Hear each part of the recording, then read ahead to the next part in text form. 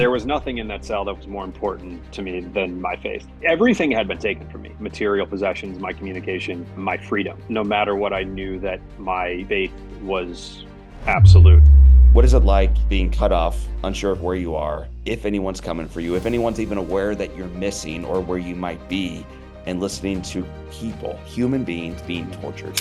One of the key things that I remember is a couple weeks in, I asked one of the men who had become my friend, I said, everyone here is being so nice to me. It's kind of hard to know what to expect here. And I'll never forget, he said, Sam, in Syria, all the good people are here in prison because all the bad people are outside putting us in.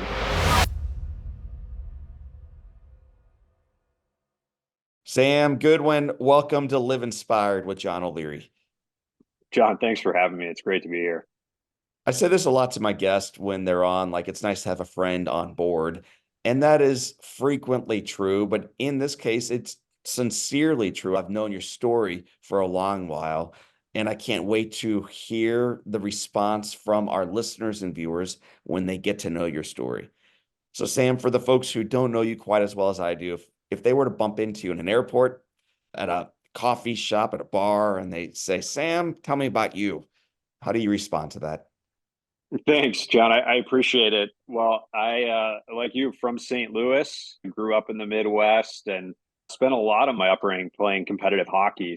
I was fortunate to have a little bit of success with the sport and played in college, played Division I at Niagara University. And after college, I had the opportunity to go overseas. I moved to Singapore and I planned to only be there for about 3 months, but I ended up staying for 6 years. And it was a great way to begin my professional career. I was working for a tech startup business and an NGO. But throughout that time living overseas, I traveled quite a bit. And over about a 10-year period, I traveled every country in the world, and super grateful for those experiences and the perspectives. But I've learned at the time only about 100 people in history who had ever been to every country in the world. So was kind of part of a small club and great experiences. So that's something that I may also come up, and my travel experience was a fantastic journey and something I wouldn't trade for anything. But like any worthwhile venture or endeavor in life, it wasn't without its challenges. And perhaps most notably in 2019, I was in Syria, and the regime, they took me hostage. They accused me of being an American spy and collaborating with terrorists. And things got pretty uncomfortable, but thank God, thanks to a long list of people who worked tirelessly, and ended peacefully. I mean, man, you just gave us a quick preview of a life well lived. We heard about family in the Midwest and hockey in Niagara and Singapore, and traveling to every nation in the world, including a nation called Syria, and a little bit of time there as a hostage. That is a lot to share at a coffee shop with a stranger. But we're going to slowly unpack those stories and make sure that as you leave this episode, you're no longer a stranger, that you're going to leave as a friend. And people are going to feel the same way about you that I do, which is someone that they look up to. It's a great story, man, which means there are some challenges along the way and some redemptive moments. We'll talk about both. I want to start back in the Midwest, though. You have, like a pretty big family. I think you're one of five. Yep, that's right. The oldest of five. What was the madness of the Goodwin family like for you growing up? It was definitely madness. So there's five of us in 7 years. So we were all scrunched together. It was like rapid fire for my parents. But it's interesting now because I think about being very close in age as kind of this chaotic situation when we were kids. But now as adults, it's fantastic because we're all close in age and we're all kind of at similar stages in life. So it was crazy as kids, but it's really evolved into a great thing now as adults. Why hockey? So it's funny. My dad played hockey just a little bit casually in high school. And I think he always thought maybe he would have his kids play hockey. However, it was actually, I was playing kindergarten soccer and my mom was talking to one of the other moms. And she said, I'm going to put my son in hockey. And my mom said, oh, yeah, I might do that in a few years. And that mom said, well, if you want them to be any good, they have to start early. So she said, okay, then maybe I will. And so she signed me up separate from from my dad. It would have been kind of expected for my dad to have signed me up. And then it became, a big part of our lives. As if this mother of five, all of them 7 and under, doesn't have enough that she's already sprinted around to the minivan pursuing. She signs you for hockey. It becomes full time. You become blessed and gifted in it, man. You excel at it. You play in high school, and you get an opportunity of ultimately playing in college. Talk about Niagara. Played growing up in St. Louis, played through the youth programs in St. Louis, was fortunate to be coached by a lot of the ex-Blues players who have stuck around and really played a huge role in developing the minor hockey scene in St. Louis. Went on to playing college at Niagara and enjoyed all of the things that being a student athlete has to offer, and really enjoyed my time at Niagara. It's a long winter in upstate New York.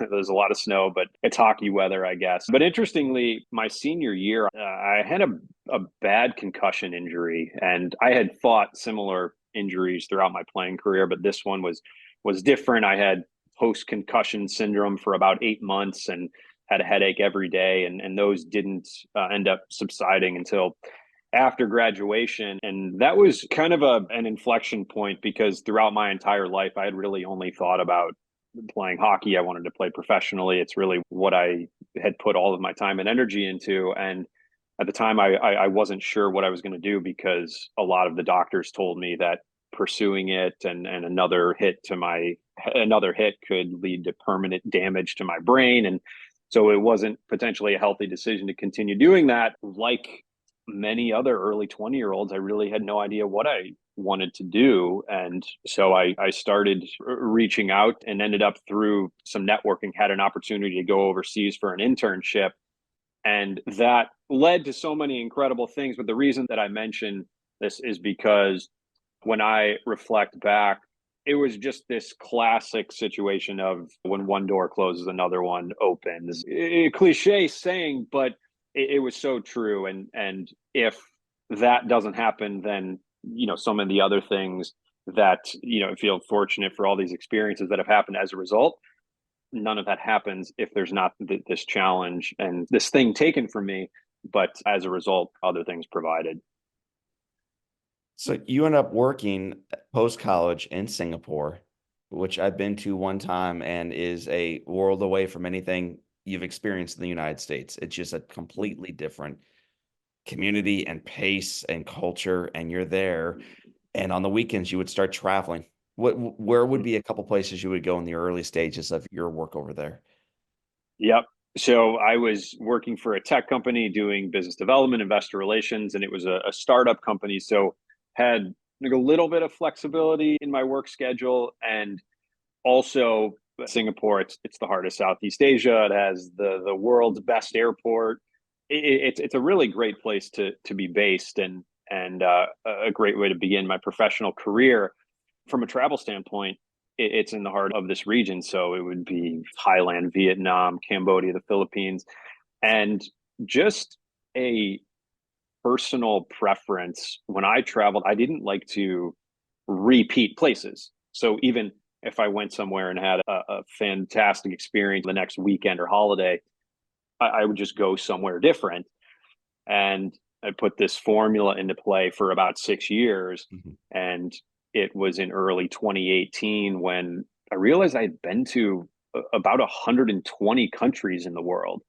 And I just remember at that point thinking, well, how many are there? I mean, I always travel because it was fun and I enjoyed it, but most importantly, I learned from it. Travel was the best education I'd ever had. And Before I ask this question, I'm going to have the kids at home get ready to write it down in their pencils and crayons. Kids, write down how many countries there are, and Professor Goodwin's about to give us the actual answer. But Sam, how many countries are there? You went to 120. How many more were there? so there are 193 fully recognized UN sovereign states. And there are a few different lists. If you get into like the Olympics and FIFA and different things, slightly different numbers, but 193 UN states. And so that was the number that I ended up using. So you've crossed off 120 by accident, just by pursuing the next adventure, the next adventure, the next adventure. And then you make a decision, well, gosh, I'm more than halfway there. Let's get this thing done. And you just start exploring the world. I'm going to go through a couple countries, and whether it's the experience that you did, something beautiful geographically you saw, something you ate, or just the people you visited with. I'd love to hear what it was like for you to visit this place.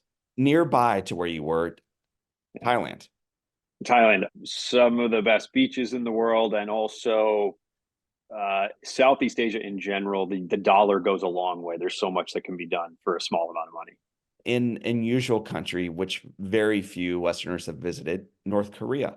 Yep, I went to North Korea in 2016. I was invited there to coach their national hockey team. It's probably the place that I get asked about the most, or towards the top of the list. And I'll just say that I'm not oblivious to the fact that I saw what they wanted me to see, and getting off that kind of tourist track, things can look a little different. But I had a fantastic experience, and it's a real incredible experience to use sports, for example, as a way to build a cultural bridge. Mm. New Zealand. It's on my list to it someday see. I've not yet seen it. So what was your experience in New Zealand? I think New Zealand is the most naturally beautiful place in the world. I did a road trip in the South Island over Christmas in 2014, and around each bend is another postcard. It's worth every second of travel that's required to get to its corner of the world. So you and I are recording this in the afternoon. Earlier today, I had the opportunity of speaking at an event, and there was a lady that I met from Russia, and then a lady about four behind her from Ukraine. So Mhm. I'd love to hear what your experience in Russia was like. I've only been to Russia once. I went to the Olympics in 2014 in Sochi, but spent a couple of days in Moscow beforehand, and then went down to Sochi and had a great experience there. Saw the U.S. hockey team play. And then what about Ukraine? Ukraine, I went in January of 2018. And if any Ukrainians are listening, I remember going to this restaurant in the middle of Kiev that required a password to get in. And a friend had given me the password, and it was this very cool restaurant. It was called The Last Barricade. It's underneath a building in the town square, and just really incredible food. Mm, Peru. Peru. It's hard to mention Peru without talking about Machu Picchu.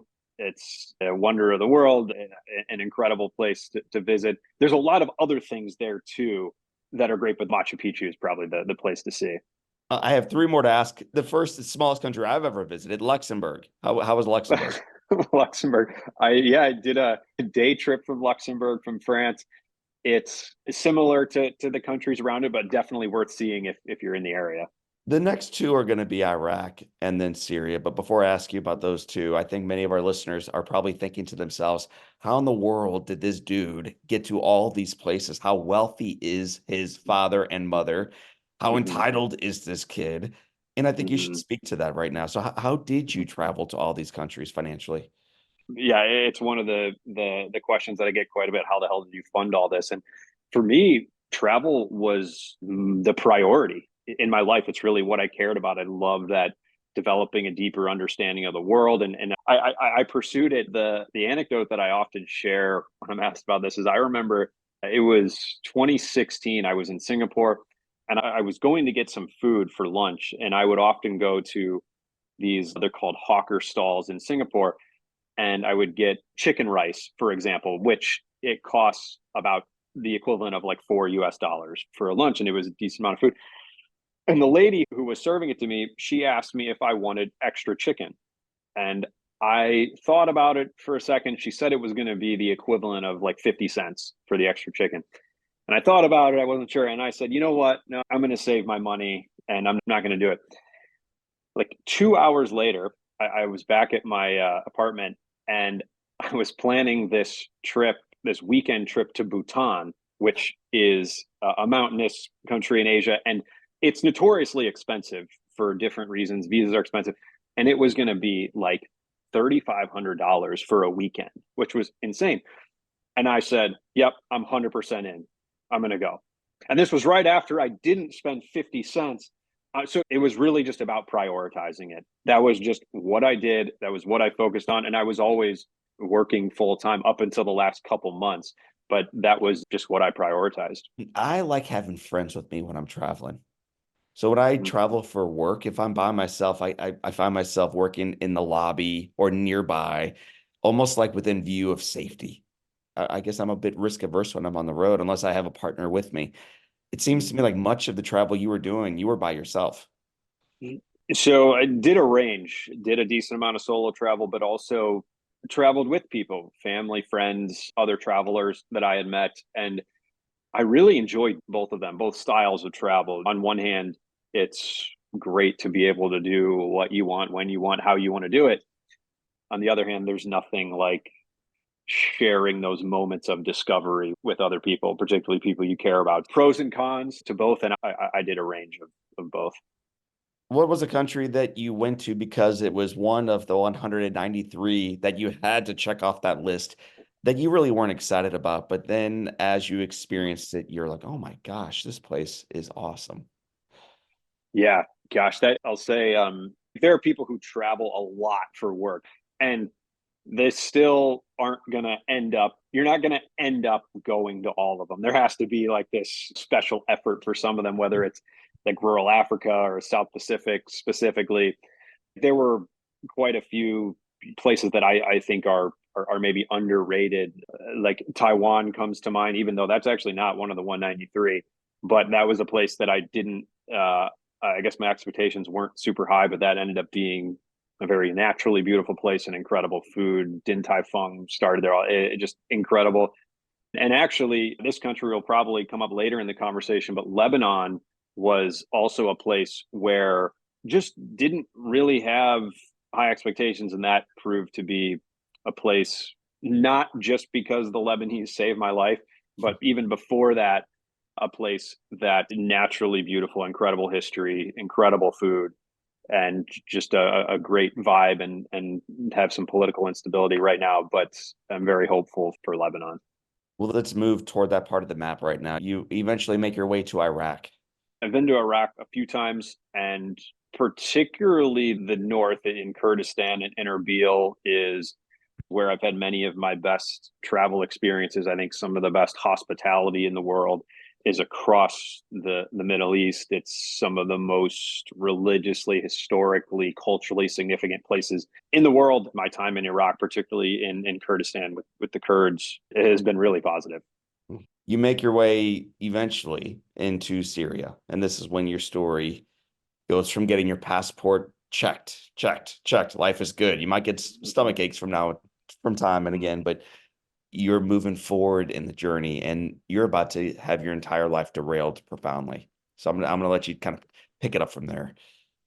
On May 25th, 2019, I went across from Iraq into the northeast region of Syria. As you mentioned, kind of getting a passport stamped on both sides, going through, doing all of the logistical steps. I went to Kamishli, and just 2 hours after arriving, I was walking through a roundabout on the way to meet up with my guide when all of a sudden these men and a black pickup truck abruptly pulled up next to me. Two of them jumped out of the truck and instructed me to get inside. And thankfully, they weren't violent, but I didn't have a choice. I was scared, confused. I had no information. Anyone to help was desperately trying to understand what was happening. And as we sped down back alleys of the city, the officers in the vehicle told me that they were skeptical about my travel history, my travel motives, and they accused me of espionage, of being an American spy and collaborating with terrorists. And nothing like this had ever happened to me before. To remind our viewers and listeners what's happening in Syria, not only now, but in 2019, what's the structure of the country like in 2019? Since 2011, when the Arab Spring reached Syria, the country's been experiencing a brutal, decades long civil war. More than 500,000 people have died in the conflict, estimated. The UN stopped counting at 250,000. Interestingly, one of the most significant things that I had learned through my travels is that places that are negatively perceived, or that Western media tells us we're not supposed to like, These were places where I had many of my best experiences and where my perspectives were most meaningfully impacted. So despite everything that was happening and much of that conflict by 2019 had subsided and was kind of pushed to a different part of the country, but despite that perception, I was confident that the same would be the case in Syria as it had been in every other place around the world. And in so many regards, you're right. The people that you've met to that point, the first 2 hours, and then you'll meet for the days, Mm-hmm. weeks, and months to come, for the most part, represent the best of humanity. Tragically, they are beat down by the worst of humanity. So let's talk about this. You're hurtling down in an SUV with armed guards, now unaware of where you're going or why you're going there. What happens next? Mm-hmm. A couple minutes later, one of the officers in the vehicle, he reached into his pocket and he pulled out a blindfold and he put it over my eyes.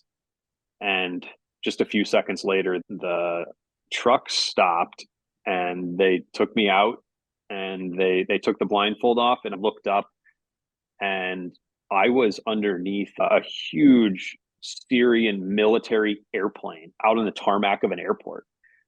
They handcuffed me behind my back, took me over to the ladder, and threw me into the cargo hold of the plane.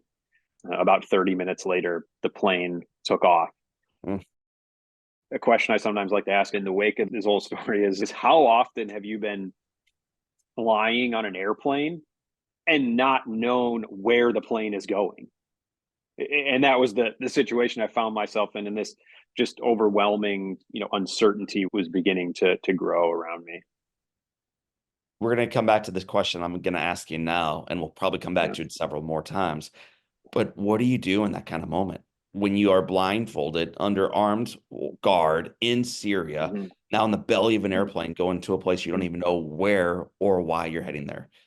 I really fought to stay calm, which was a real challenge. I tried to just remind myself that I had been in situations before where things got uncomfortable, nothing like this, but they had kind of stayed calm and they'd resolved themselves. And I believed that playing the angry tourist or something like that wasn't going to do me any favor. So I tried to remain calm and actually did so rather effectively, but I knew that this was different.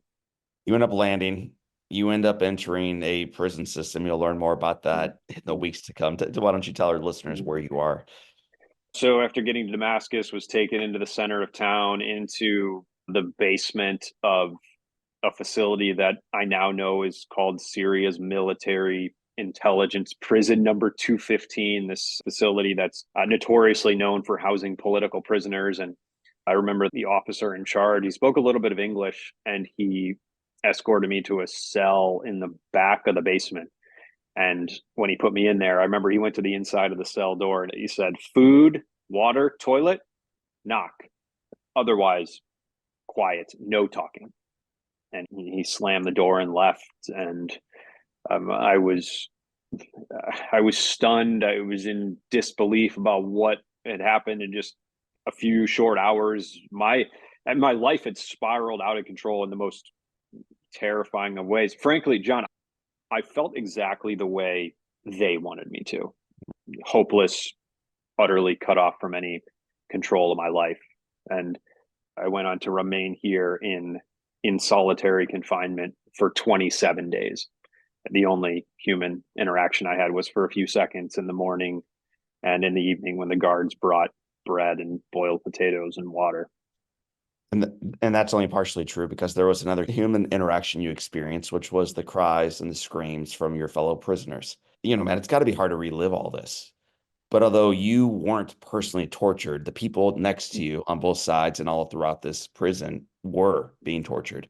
What is it like being cut off, unsure of where you are, if anyone's coming for you, if anyone's even aware that you're missing or where you might be, and listening to people, human beings being tortured?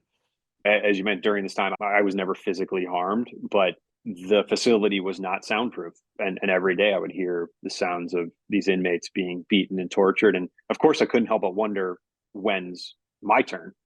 Essentially, I realized that I was in this environment where nothing was off limits.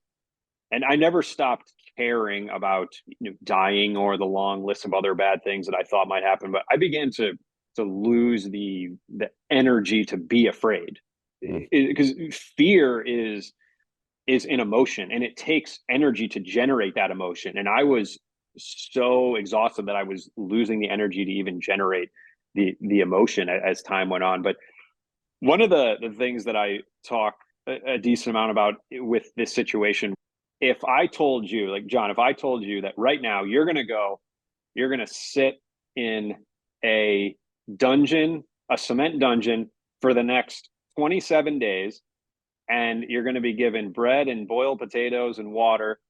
And on day 27, people are going to come in, they're going to take you out, and you're going to kind of move on to the next step of the process and go home. I'm not saying that you'd be comfortable, but you would be okay because you have the time.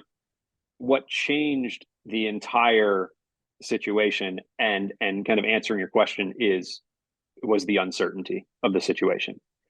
Based on the information that I had, I believed that all these potential scenarios were possible. For example, was I going to be released in 5 minutes? Based on the information that I had, I thought that was possible. Was I going to be in this dungeon forever? I thought that was possible. Would I be released in a week? Were they going to torture me or just shoot me or stop feeding me? Based on the information I had, I believe that these were all possible. And attempting to entertain all of these possible outcomes 24/7 was emotionally and psychologically exhausting. You've said to me over coffee that prisoners count down, hostages count up. And there's no end in sight when you're counting up. It just until infinity and beyond, says Buzz, right? Exactly. We So think you're, we you're think about in movies, we see the scenes where they're making tallies and or have a calendar and counting down the days. But I had my own calendar, but it was, as you said, going to infinity. mm. What keeps a guy who doesn't speak the language of his prison guards or the other folks around him, doesn't know if his family knows, doesn't get to have any say at all on anything at all anymore? What keeps you going? Where are you drawing your inspiration and encouragement? During this time, I found strength in several ways. For example, I leaned on perspectives that I had developed from traveling to different corners of the world, which provoked gratitude for just the basic food and water that I was given. I leaned quite a bit on skills and traits I developed from being a competitive athlete. The mental toughness, critical thinking, resilience. How often have we had a boss or a coach tell us, control what you can control? I leaned on a belief that I had a purpose in life and a desire to see family and friends again. There are three key things that I reflect on. One was a bit paradoxical. I found a lot of strength in actually leaning into gratitude. Everything had been taken from me, but I remember having this conversation with myself and thinking like, okay, maybe there's some positivity here, and having this fight with the inner self, and the inner voice is saying, are you crazy? There's nothing positive here. There's nothing to be grateful for. The best this will ever be is a period of your life you can forget. But as I leaned into gratitude, I realized I can be grateful for my health, my education, the food and water I'm being given. I'm grateful that the guard who just delivered me a boiled potato smiled at me for 1 second. These things may sound elementary or insignificant, but I found that each one of these small expressions of gratitude became a silent rebellion against the uncertainty of the situation. Mm. From one of your speeches, you use this quote that we're never less alone than when we are totally alone with God. In addition to leaning on perspectives that I had developed from traveling and skills and traits from being an athlete and gratitude, there was nothing in that cell that was more important to me than my faith. Everything had been taken from me: my material possessions, my communication, my freedom.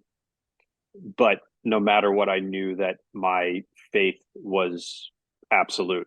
And my prayers became an uninterrupted Hmm. conversation with God. I was constantly talking to him, sometimes pissed off, pacing back and forth.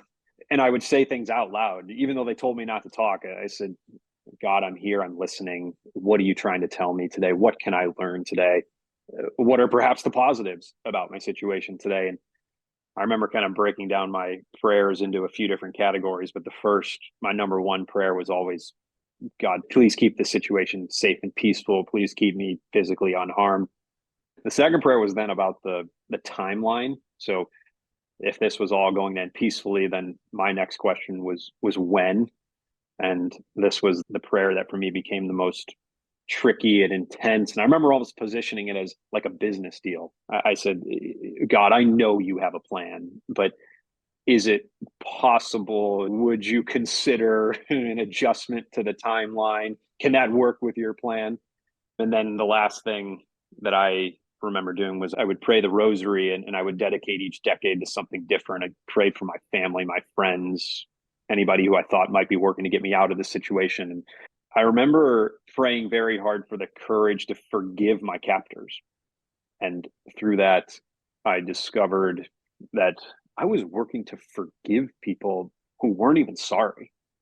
And that's real strength. Forgiveness is not a feeling, it's a choice. But I found a lot of strength through forgiveness. So my faith was a big part of this journey. And to your point, the line that you mentioned, during this time, I felt this closeness to God that I never felt before.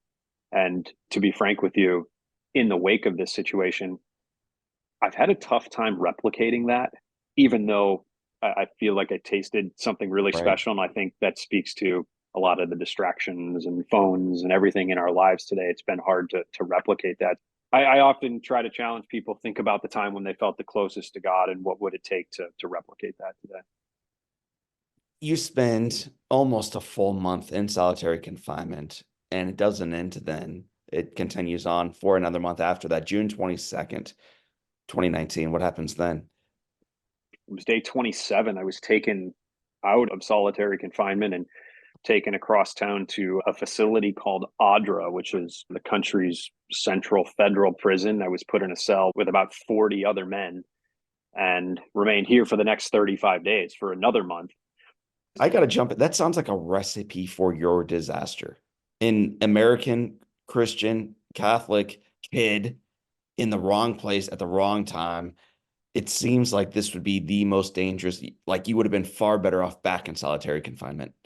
I thought that too. When I got there, perhaps a bit paradoxically, or what we might imagine, the other inmates became friends. We cooked and shared food together. They taught me Arabic. I taught them English. There was a prison basketball court, and I taught several of them how to play knockout. One of them even smuggled a note out of the prison, a note that successfully navigated this game of geopolitical telephone and made it to my father in St. Louis, and served as the first time I managed to communicate that I was alive. And these men truly risked their life to help save my life, and where they were a remarkable display of humanity. And one of the key things that I remember is a couple weeks in, I asked one of the men who had become my friend, I said, everyone here is being so nice to me. It's kind of hard to know what to expect here. And I'll never forget, he said, Sam, in Syria, all the good people are here in prison because all the bad people are outside putting us in here. And that's something that really resonated me with the way that sometimes these authoritarian regimes can operate, and the way that the heartbreaking situation that Syria is experiencing right now. So you're playing knockout with Syrians in a prison. I mean, this is your life. It's an unbelievable reality now, one that you're going to deal with for about a month. How does life change for you on July 26th? One of the prison officials came to the cell I was in. He called my name, and he indicated that I was being moved. As he was walking me out to the front, he stopped and he said, Sam, you're very lucky. President Assad has agreed to release you. This was encouraging, but I had been lied to so many times in the past 2 months through all this that I had kind of become immune to believing anything like this. But outside, I was put into a black SUV, and this turned out to be part of a 5-vehicle convoy that raced out of Damascus, what seemed to be 100 miles an hour. We didn't stop at traffic lights. We used the shoulder of the road to maneuver around traffic. We drove west towards the mountains, and nobody in the vehicle was talking. Nobody said a word. And the nice cars and the professional kind of nature of the operation, it made me think that this was either really good or really bad. I'm about to experience kind of one extreme of the captivity spectrum here, but I didn't know which one it was. And we came up to this checkpoint. It seemed to be some kind of significant border. And as we passed through, the officer in the vehicle sitting next to me, he tapped me on the leg kind of subtly. He said, "Sam, you're in Lebanon. You're safe now." Mm. I was still kind of figuring out everything that was happening, but that was certainly encouraging.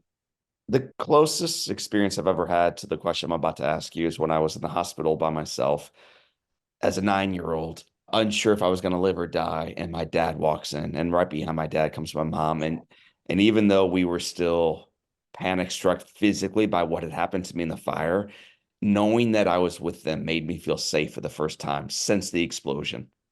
Now, your timeline isn't hours like mine was from explosion to seeing mom and dad. It was months. What was it like for you in Lebanon, getting out of that SUV and for the first time seeing your mom and dad?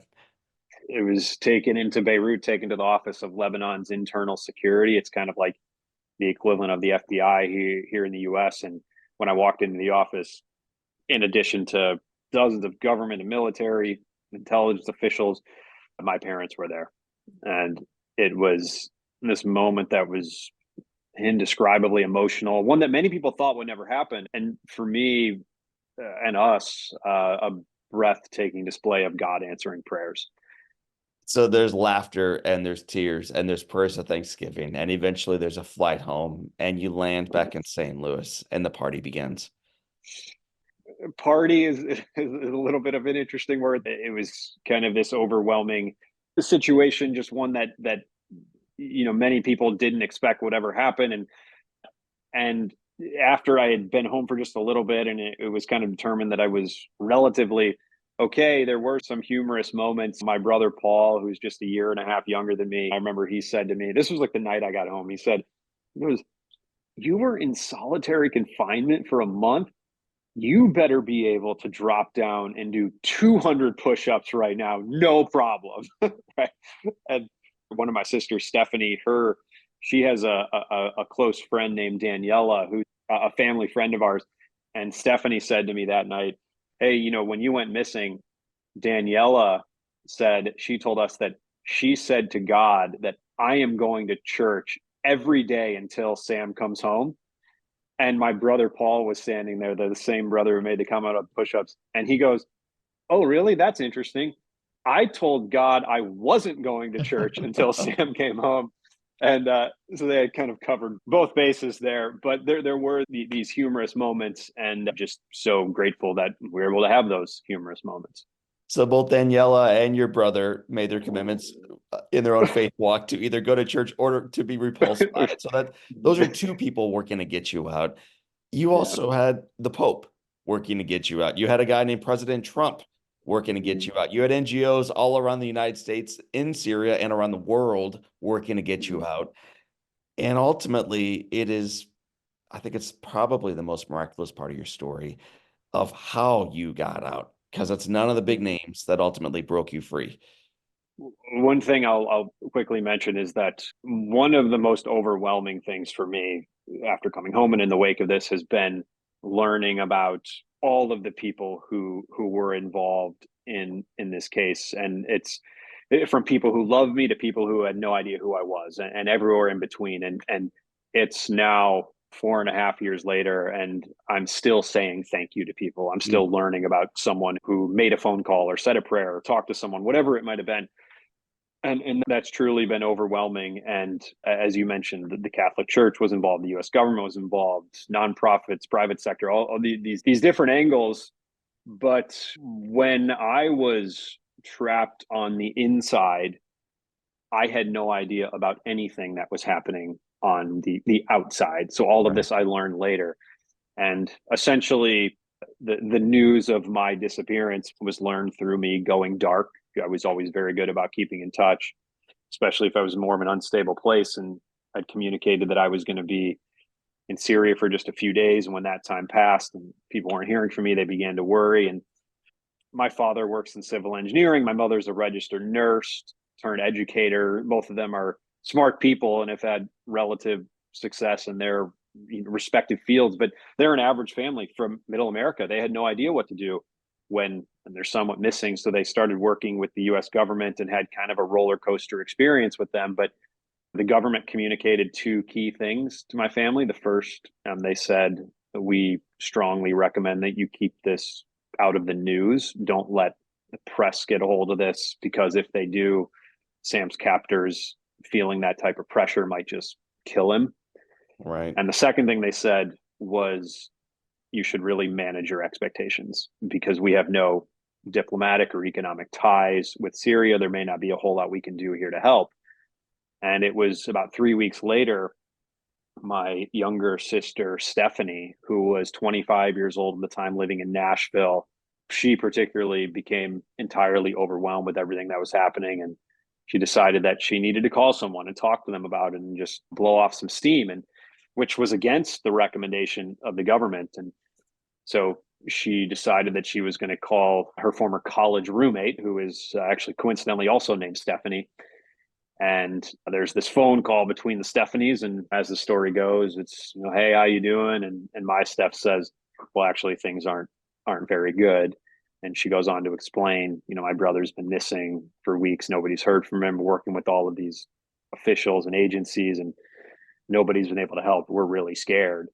And roommate Steph, of course, shocked to hear something like this, but she says all the right things, offers her full support. And at the end of the call, as the story goes, roommate Steph says, hey, if there's anything I can do, just let me know.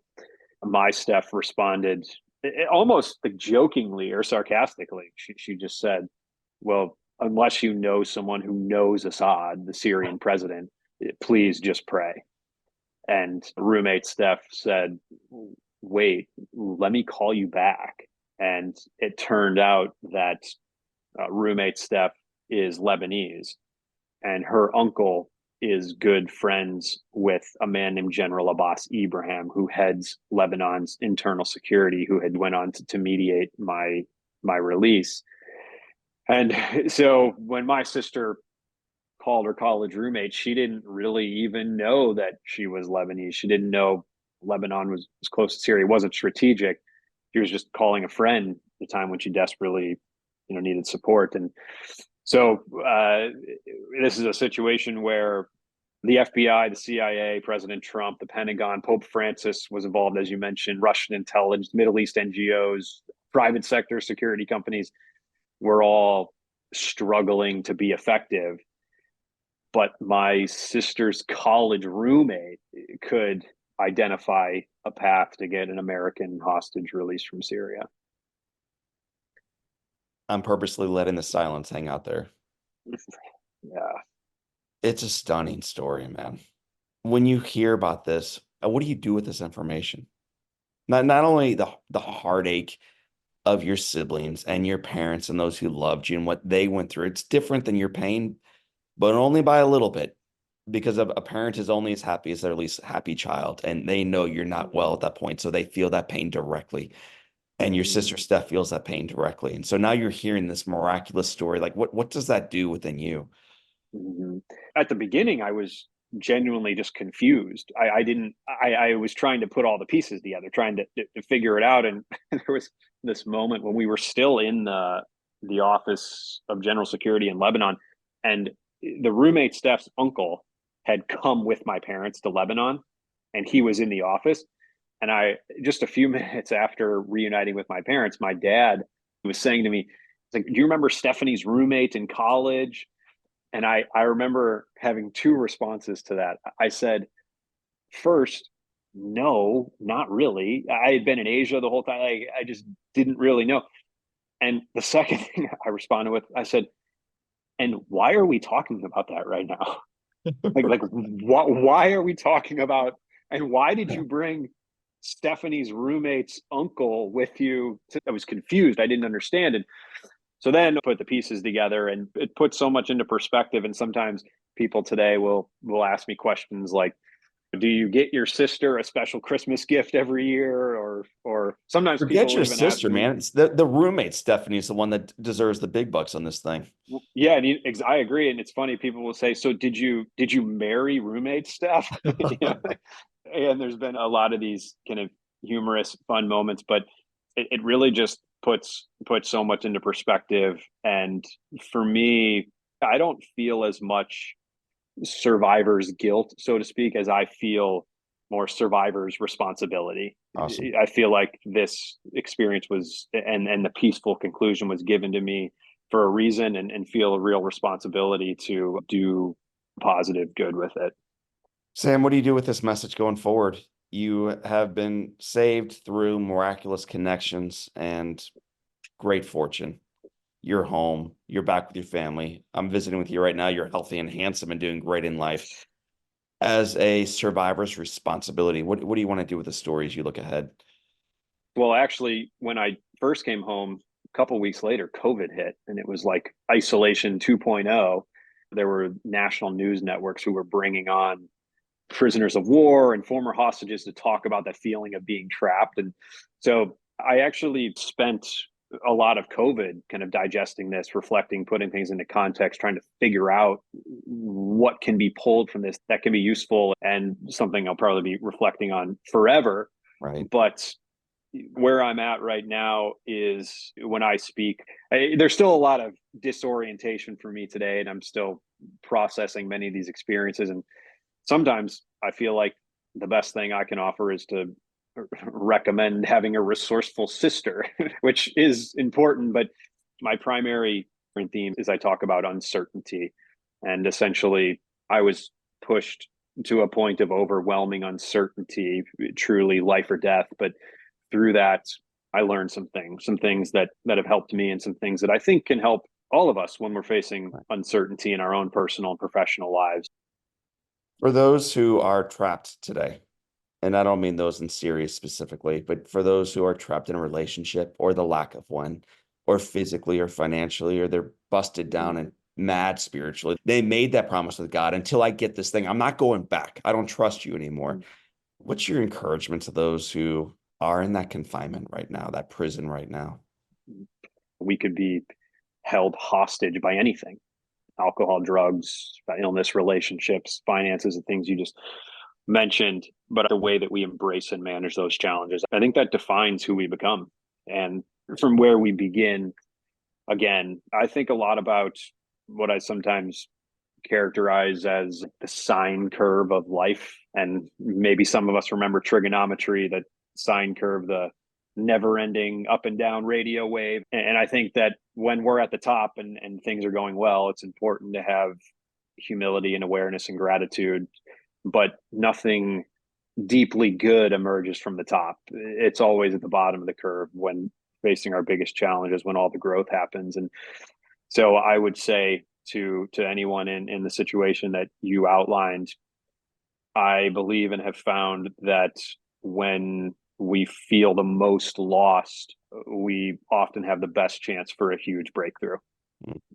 Sam Goodwin, I think you have one of the most remarkable stories that I'm aware of. I love your heart. I love your faith. I love your joy. I love your passport stamped to the max.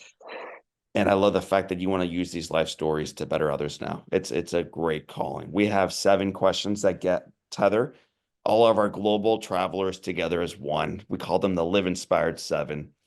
So Goodwin, buckle up, buddy. Here we go. Question number 1 is, what's been the most impactful book you've ever read? Potentially, I would say Into the Wild. Well, that kid didn't come back, man. You did. Yeah, it's true. It's true. What was it about Into the Wild that you found so moving? The adventure, and sometimes I say the best advice that I've ever been given is that the quickest way to be unhappy is to live our lives and make decisions based on other people's judgments.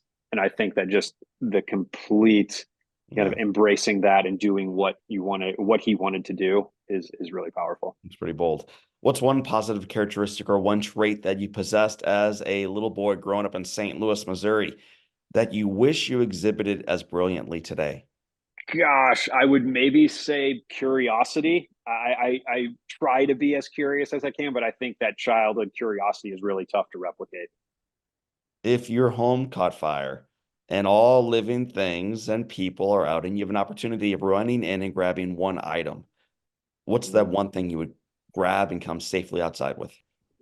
I have all of pictures and videos that I've ever taken in my life on an external hard drive. So I would probably grab that. If you could sit on a bench on a gorgeous day in any country of your choice and have a long conversation with anyone living Mhm. or deceased, the primary question is, who do you want to be seated next to? But Mhm. because you're such a global traveler, the follow-up is, and where specifically will you be seated? So on this Yeah, bench, who do you interesting. want to have next to you and where will you be? I don't think that I could answer without saying Jesus, but I'll go beyond that. I would say kind of going to the other end of the spectrum, and this may be a little bit controversial, but I would be interested in having a conversation with Adolf Hitler. That's who I would want to sit with and try to understand what was the mindset. I'd be really interested in that. We've had a lot of Jesus seaters and a lot of MLK and a lot of other great leaders. This is by far the first time we've ever heard someone who's just known for their profound evil ways. Mhm. What tell me specifically what it is about that mindset that you want to unpack and better understand? I just don't understand how someone can be that evil. And I wonder if by better understanding it, it can help us to eradicate that and help address it better in our society today. Well, we keep thinking, or at least I'll own this autobiographically. I keep thinking the world has made that mistake. Thank God we'll never do that again. And yet, if you follow closely what's happening all over the world for all time, throughout all of history, we keep stepping in the same footprints again and again Mhm. and again. Mhm. And so the evil that was in the mid 1940s, it's on the horizon. We don't know her name or his name. We don't know where they're going to come from, but the evil is Mhm. always on the horizon. So the idea of being able to unpack it in order to eradicate it seems to me to make a lot of sense. That's where my head's at. And we see these never again moments continuing, whether it's in World War II or Rwanda. It Right. goes on and on. What's the best advice that you've ever received? Interesting. I was just kind of mentioning that, and I think it's to not care what other people think. The quickest way to be unhappy is to live our lives and make decisions based on other people's judgments. If you could go back to Niagara University, head up north on a nice snowy day and whisper some wisdom to yourself at age 20, what would you tell yourself to do? I would say it gets better. Gosh, man, good advice, even though it's going to go through 2 months of agony to get better, but Hmm. it will get Yeah, better. Sam Goodwin, my friend, it has been said that all great people can have their lives summed up in one sentence. How would you like yours to read? gosh, I should have prepared this. I hope to be remembered as someone uh, who had a story to tell and had a positive impact on the people around him. Sam Goodwin traveled the world, encountered the best and the worst of humanity, had a story to tell, told it well, and reminded us that we get to choose the kind of impact we have on others. Sam, I want to thank you for telling that story, for writing that story down, for sharing that as a speaker, and for honoring those who might still be held captive with the life you lead today. It's a beautiful story, man. I appreciate it, and I have written it down, and I have a book that's available for pre-order now, and will be on sale later this year in September 2024. It's been a labor of love, but it's been a challenge and a rewarding process. Well, the book is called Saving Sam. It's a beautiful book. You'll enjoy the read. The man I just interviewed is named Sam Goodwin. My name is John O'Leary, and today is your day, my friends. Live inspired.